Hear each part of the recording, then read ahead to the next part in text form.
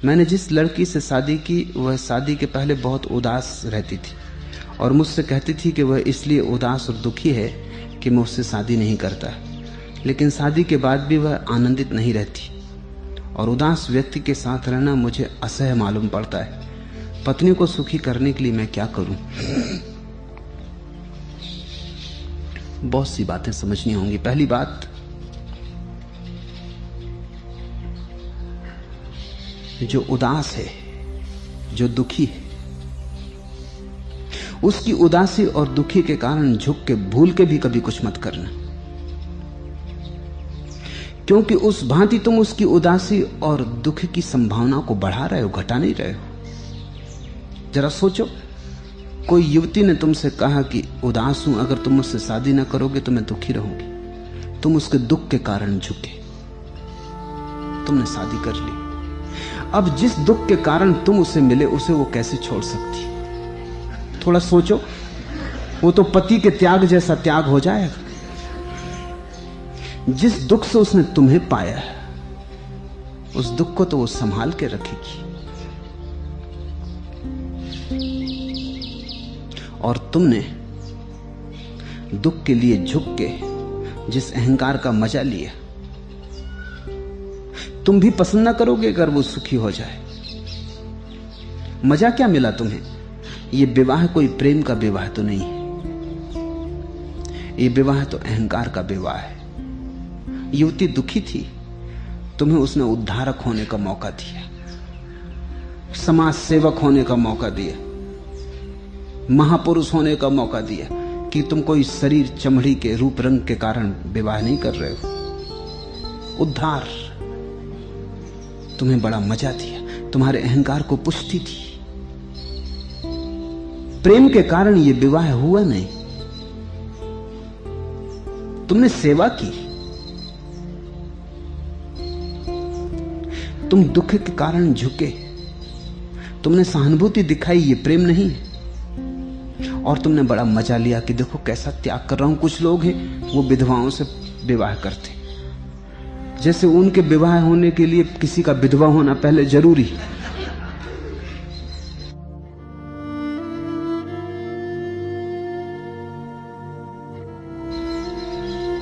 एक आदमी है, वो आया मेरे पास, वो कहने लगा कि विधवा से विवाह कर रहा हूं। इनका विवाह ही काफी झंझट, तू विधवा के पीछे क्यों पड़ा? बोला कि नहीं, समाज सुधारक हूं। और दो दो पुण्य एक साथ उसने कहे, विवाह भी और विधवा का उद्धार भी। मैंने कहा तू विवाह तो कर, विधवा वो अपने आप हो जाएगी, तू फिक्र क्यों करता? एक काम तू कर, दूसरा वो कर लेगी। विधवा से विवाह करने का रस, हां कोई किसी विधवा के प्रेम में हो, बात अलग, लेकिन विधवा के प्रेम में कोई वैधव्य से थोड़ी प्रेम में होता है। एक स्त्री से प्रेम में होता है, वो विधवा है या नहीं ये बात गौण है, इससे क्या लेना देना है। जिससे कोई स्त्री डॉक्टर है या कोई स्त्री नर्स है या शिक्षक, इससे क्या लेना देना है। ऐसे कोई विधवा है या नहीं है विधवा, इससे क्या लेना देना है। लेकिन जो आदमी विधवा से विवाह कर रहा है, वो स्त्री से विवाह नहीं कर रहा है, ख्याल रखना। अब बड़ी कठिनाई होगी, जैसे ही शादी हो जाएगी विधवा विधवा न रह जाएगी, रस समाप्त। जिससे प्रेम किया था वो तो बचा ही नहीं। विधवा से प्रेम था, विधवा के उद्धार में रस था। विवाह के बाद तो स्त्री विधवा नहीं रह जाएगी, रस का कारण ही गया। भूल के भी समाज सुधारकों की मूढ़ता में मत पड़ना। समाज सुधारकों ने जितनी मूढ़ता सिखाई है और जितने अनर्गल प्रलाप की बातें कही हैं, उसका कोई हिसाब लगाना मुश्किल। उन्होंने कितने जीवन व्यर्थ बर्बाद किए हैं जिसका हिसाब लगाना मुश्किल। कोई हरिजन से विवाह कर रहा है, प्रेम के कारण विवाह हो सकता है प्रेम हरिजन से हो जाए, ये गौण बात है, लेकिन हरिजन से विवाह, कि हम तो शूद्र से ही विवाह करके रहेंगे, तो ऐसा लगता है जैसे कि उसकी शूद्रता तुम्हारे प्रेम से ज्यादा महत्वपूर्ण। ऐसा लगता है कि प्रेम से ज्यादा महत्वपूर्ण कोई धारणा है, सामाजिक धारणा, शूद्र के साथ विवाह। तुमने विवाह किया एक दुखी लड़की से, क्योंकि तुम सोचते थे दुख से उसे उबार लोगे।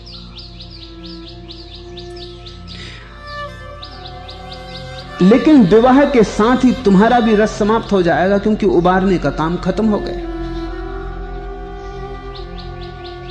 अब कोई मजा नहीं आएगा, रोज रोज तो उबार नहीं सकते, विवाह हो गया, एक दफा हो गया।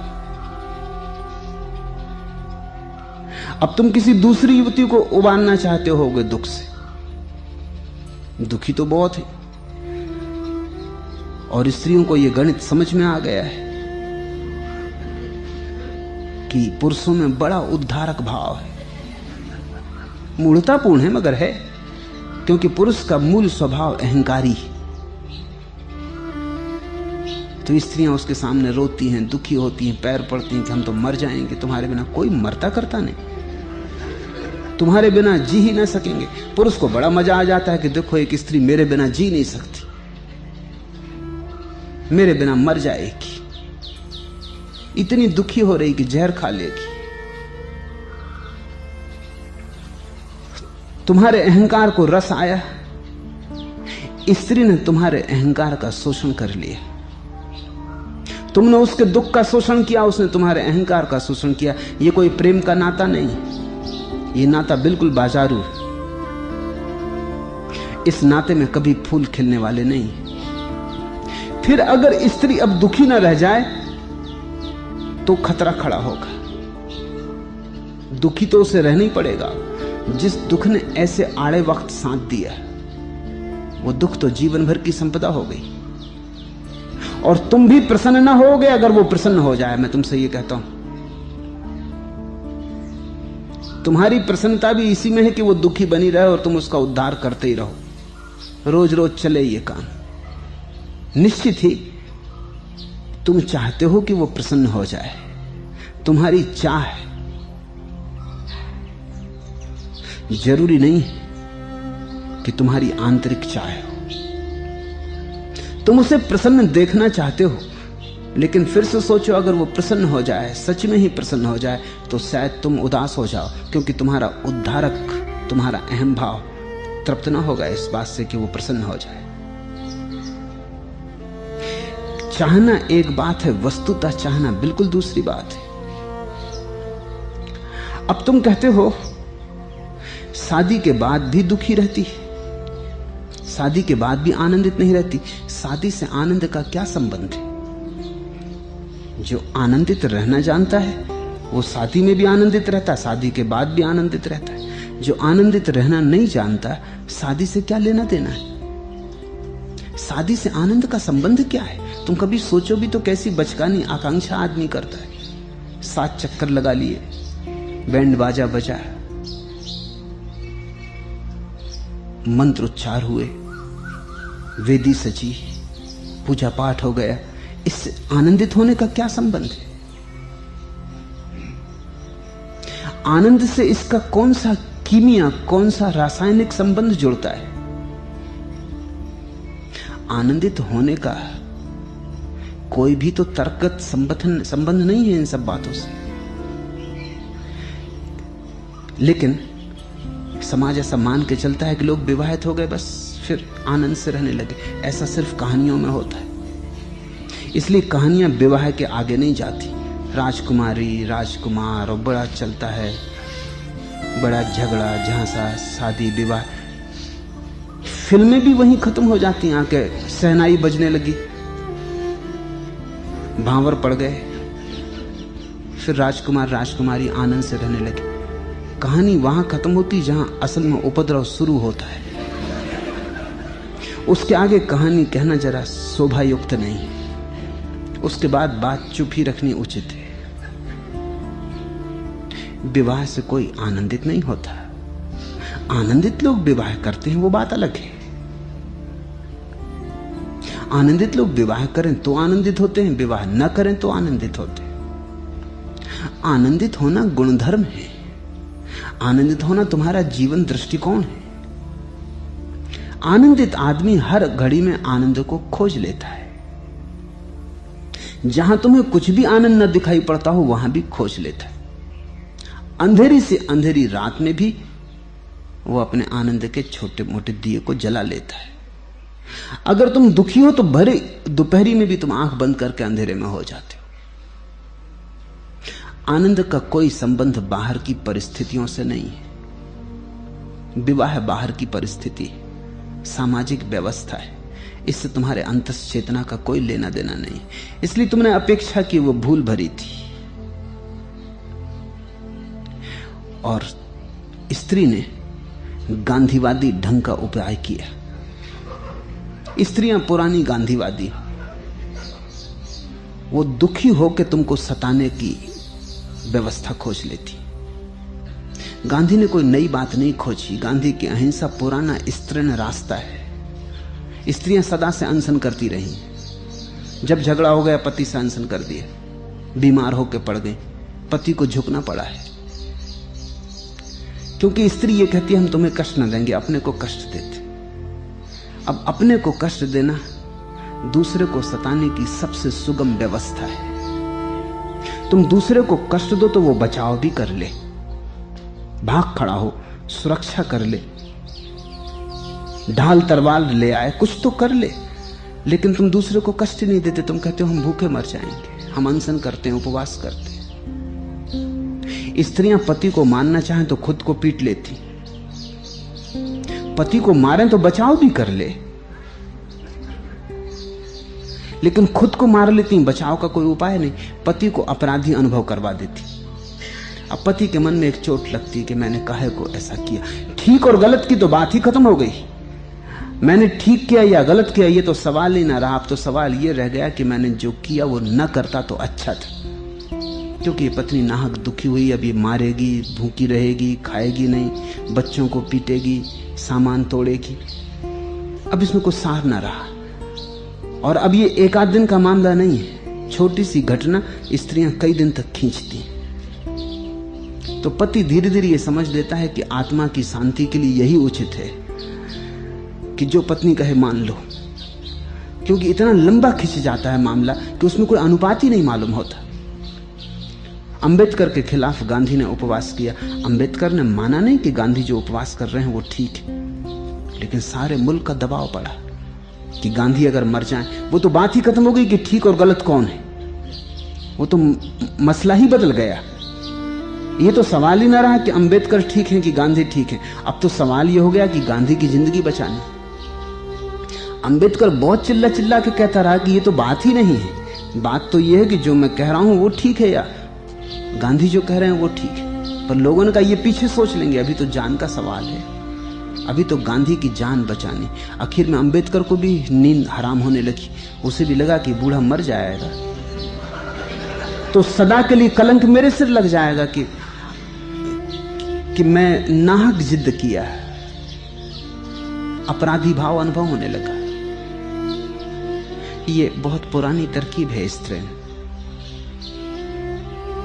इसमें कुछ भी गौरवपूर्ण नहीं है। ये हिंसा से भी बदतर है, क्योंकि हिंसा में कम से कम दूसरे को तुम सुरक्षा का, लड़ने का मौका तो देते हो। इसमें तो तुम मौका ही नहीं देते।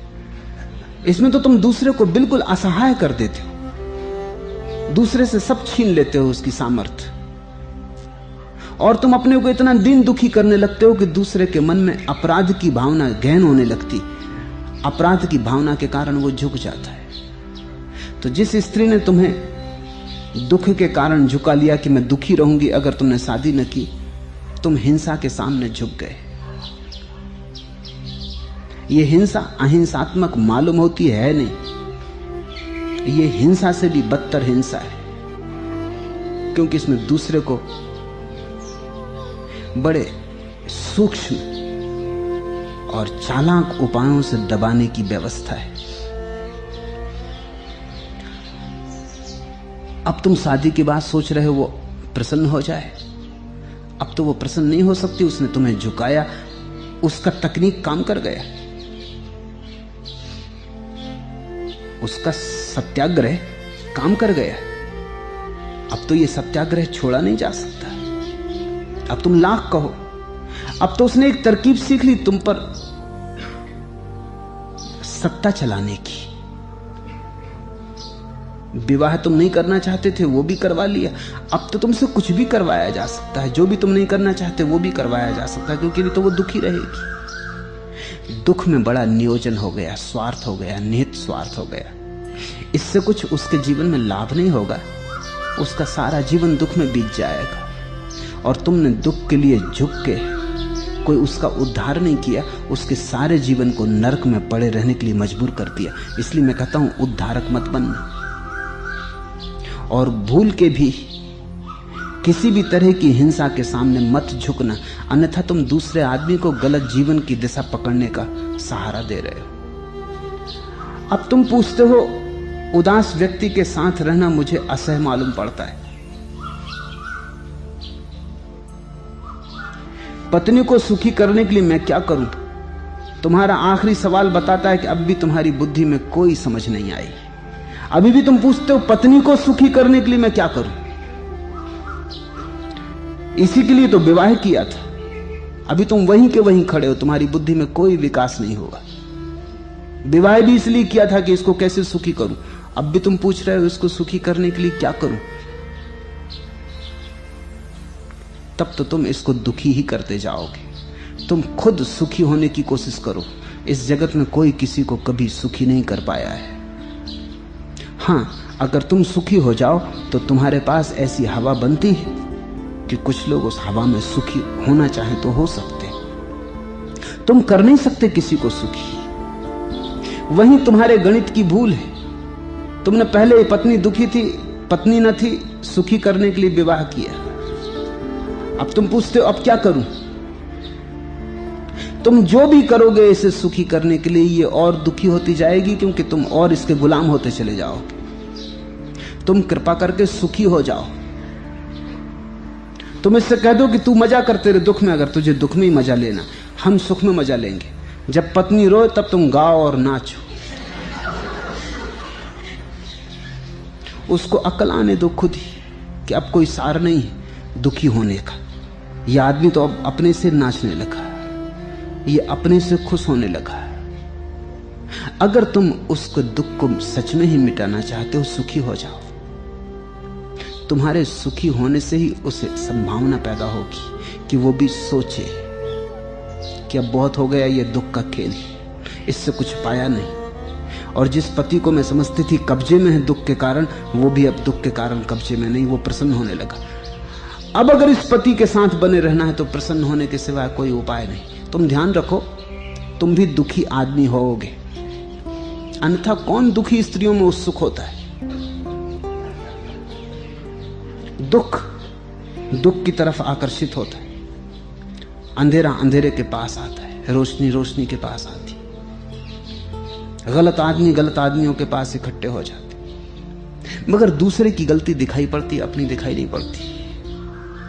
तुम भी दुखी आदमी हो, अन्यथा कौन दुखी स्त्री में उत्सुक होता है?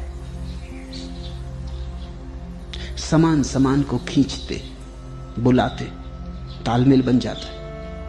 तुम सुखी होना शुरू हो जाओ, इतना ही तुम कर सकते हो। कम से कम 2 में से 1 सुखी हो गया, 50% क्रांति हुई। 50 का मैं तुमसे कहता हूं होगी, वो भी अपने आप हो जाएगी।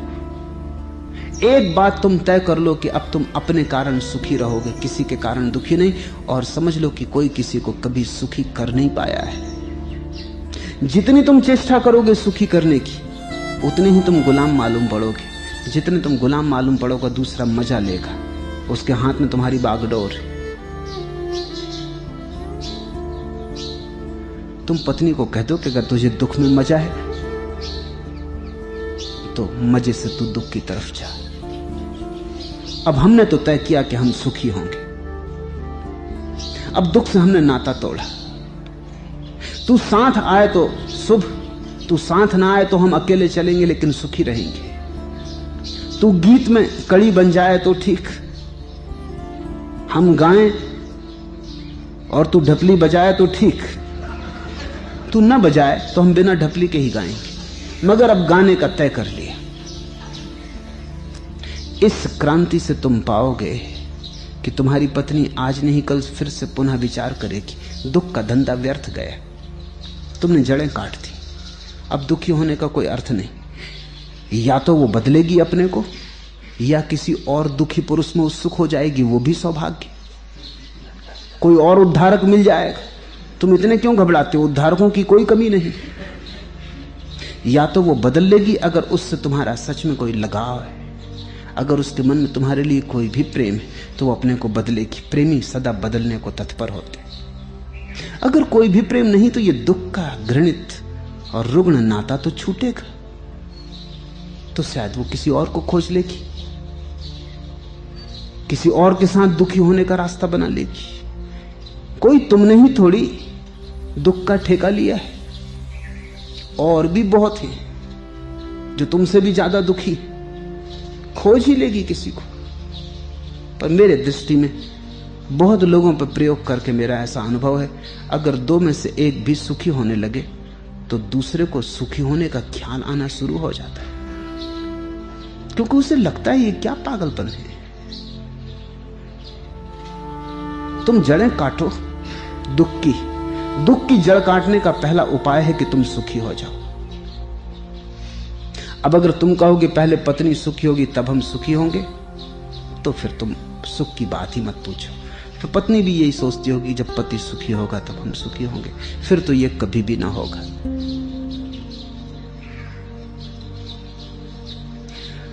दूसरा बड़ा रहस्यपूर्ण है, और दूसरे के अंतरतम में प्रवेश का कोई उपाय नहीं। आखिरी गहराई पर तो दूसरा अलग ही रह जाता है। तुम बाहर ही बाहर घूम सकते हो, दूसरे के सुख का भी पता लगाना कठिन है कि वो कैसे सुखी होगा। दूसरे का ही पता लगाना कठिन है कि वो कौन है। मैं जिया भी दुनिया में और जान भी दे दी, ये न खुल सका लेकिन आपकी खुशी क्या थी। प्रेमी सोचते रहते हैं कि दूसरे की खुशी क्या थी, वो कुछ पता ही नहीं चल पाता। कई बार तो ऐसा होता है कि जो तुम सोचते हो कि अब पकड़ लिया तुमने सूत्र, यही दूसरे की खुशी। जब तुम करते हो तुम पाते हो दूसरा फिर का फिर दुखी, उससे कोई अंतर नहीं पड़ता।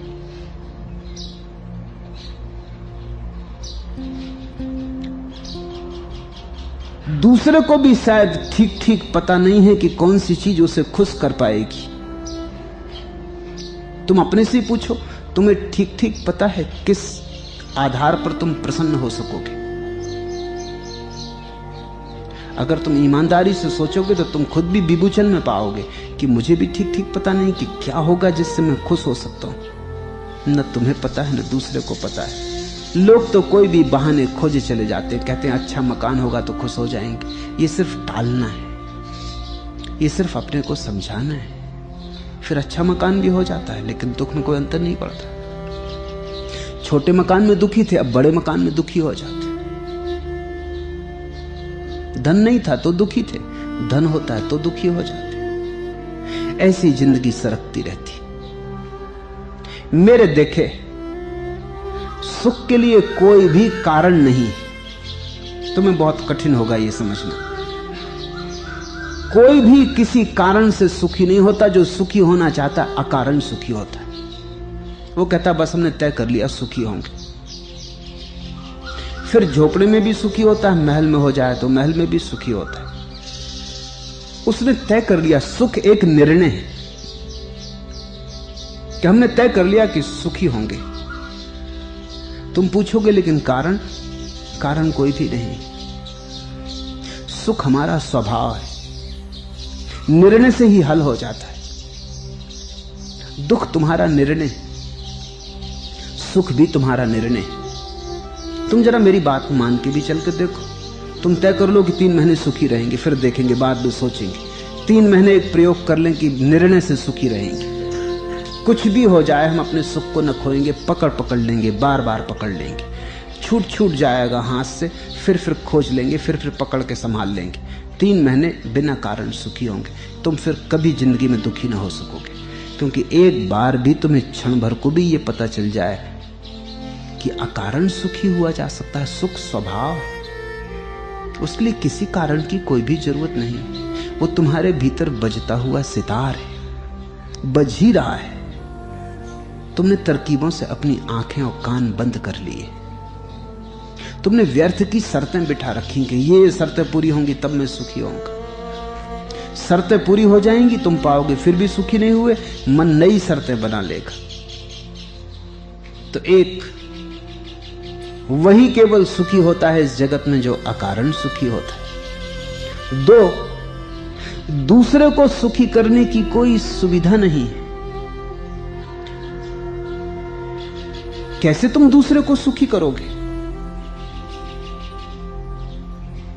मुल्ला नसरुद्दीन और उसकी पत्नी में कुछ विवाद हो रहा था। मैं मौजूद था, सुनता रहा। बात लंबी होती चली गई। पत्नी भीतर गई तो मैंने मुल्ला से कहा, व्यर्थ समय खराब कर रहे हो, राजी हो जाओ कि ठीक है। उसकी भी अकल में आया कि व्यर्थ इतना समय गया। पत्नी बाहर आई, उसने कहा कि मैं बिल्कुल राजी, तू जो कहती ठीक। उसने कहा लेकिन मैंने अपना विचार बदल दिया। क्या करोगे? जब तक तुम राजी होते हो तब तक दूसरा विचार बदल देता है। क्या हाथ में तुम्हारे बस में कहां है? फिर विवाद वहीं के वहीं खड़ा है।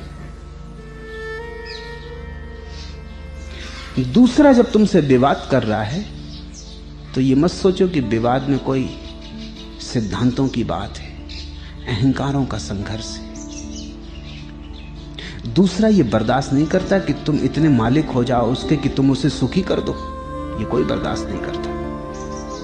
अपनी मौत से दुखी रहना भी लोग पसंद करते हैं, दूसरे के हाथ से सुखी होना भी पसंद नहीं करते। अहंकार को चोट लगती है। तो जब तुम किसी को सुखी करने की कोशिश करोगे वो तुम्हें हरा के रहेगा। वो तुम्हें हजार तरह से समझा कर रहेगा कि देखो कुछ भी नहीं हुआ, तुम्हारे सुखी करने की कोशिश से मैं और दुखी हो गया। तुम ये बात ही छोड़ दो। तुम उस दूसरे को कह दो कि तुम्हारी मौज, अगर तुमने यही तय किया है कि सुखी रहना है तो सुखी, दुखी रहना दुखी। हम तुम्हें स्वीकार करते हैं, तुम जैसे हो ठीक हो। हमने अपना तय कर लिया है। और एक व्यक्ति भी अगर तय कर ले कि मैं सुखी रहने का निर्णय मेरा पूरा है, तो उसके आसपास एक हवा पैदा होती जिसमें दूसरे लोगों को भी सुख का संक्रामक रोग लगना शुरू हो जाता है। तुम कहते हो कि दुखी व्यक्ति के साथ रहना असह्य मालूम पड़ता है।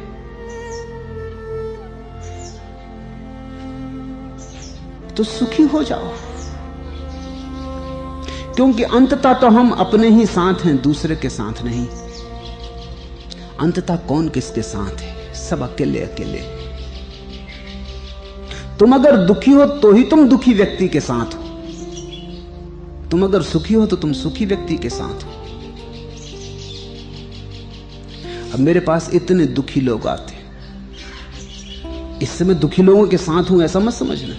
इतने दुखी लोग मैं आकर्षित करता हूं, बुलाता हूं, पर इससे मुझे कोई फर्क नहीं पड़ता। दुखी होंगे वो उनकी मौज है। मेरे और उनके बीच में मेरा सुख है, उसके पार उनका दुख प्रवेश नहीं कर सकता। मैं तुम्हारे दुख को समझता हूं, लेकिन तुम्हारे दुख के कारण दुखी नहीं हूं। मैं तुम्हारे आंसुओं को समझता हूं, चाहता हूं तुम्हारे आंख से आंसू सूख जाएं, लेकिन तुम्हारे आंसुओं के कारण मैं नहीं रोता हूं। मेरे रोने से क्या हल होगा? आंसू दुगने हो जाएंगे।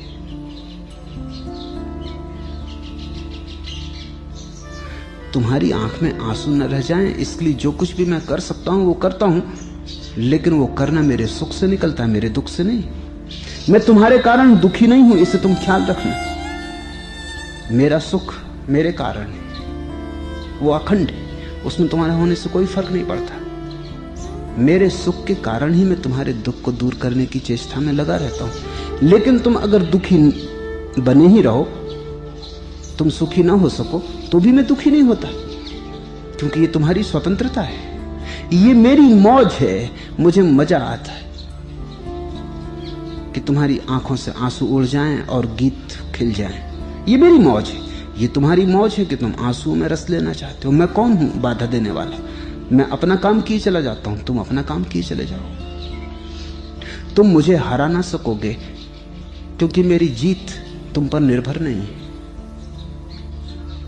और यही दृष्टिकोण तुम्हारा हो, सारे संबंधों में, तो ही तुम पाओगे कि जीवन एक नए आयाम में प्रवेश करता है, सुख के, महासुख के।